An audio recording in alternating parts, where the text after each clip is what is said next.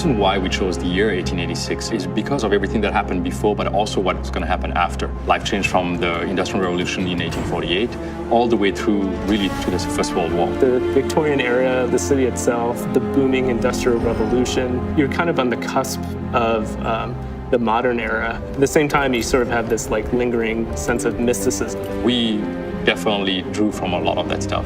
I remember being enamored with the whole idea of Camelot and the Knights of the Round Table, something that was not religious, but really, about humanity. If you look at the Arthurian legend, there's some of them that go back to pre-Roman, Celtic, and we wanted to get that kind of Celtic lineage back into the oldest part of the order. It's so rich with the lore, with those interaction and people, these noble knights basically protecting humanity. And it was like, well, if we could meld a story like that, if we build those people, if we build something that is slightly outside the bounds of reality, can we make it real enough? We want that kind of double take where it feels like the 1886 that was, but then kind of out of the corner of your eye, it's like, well, there's certain things where we deliberately kind of deviate from history just to have that balance between getting that first read of believability and sort of the second read of, wow, that's kind of cool and different. We tried to echo a lot of things that were true of the time. We didn't want to recreate history, we wanted to twist it. We just poured over kind of the history of the era,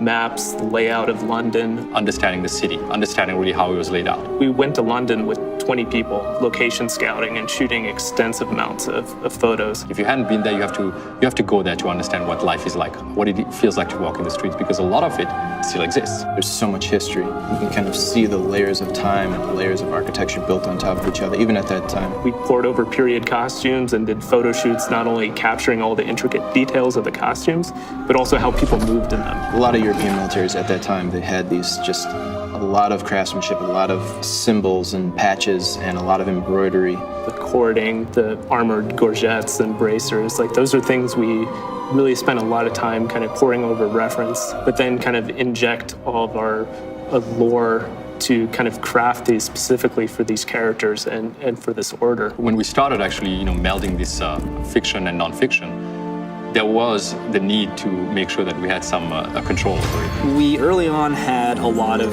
elements that were kind of more fantastic. It was very tempting and very easy early on to go like, if we're gonna do alternate history, let's alter the world a lot. The risk of approaching a game like this and bringing that balance between fiction and nonfiction, once you've basically, broken that suspension of disbelief, there is no, buying it back from the player. That kind of undermined the reality and the believability of the situations and the characters, and then it was kind of like all bets are off. We didn't want everything to be kind of pushed into alternate history. So more often than not, modes of transportation is the same, like horse-drawn carriages. But then there's technologies like airships that they did exist in that era, but we kind of pushed them ahead in the time frame. We brought in things that were potentially, 2-3 decades ahead of its time, brought them back into the 1886 era.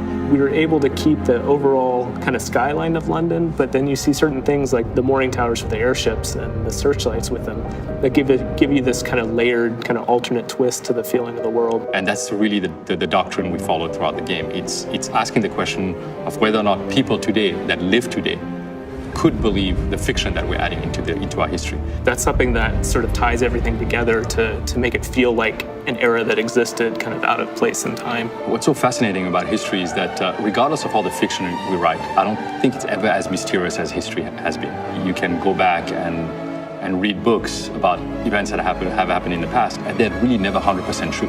There's always something that actually is slightly off. That gave us so much ammunition basically to build this IP and building the narrative and making this game feel like you're actually living through it. We wanted people to understand how it was to live in that world and to experience the differences in our history firsthand through the eyes of somebody who has seen that history as well.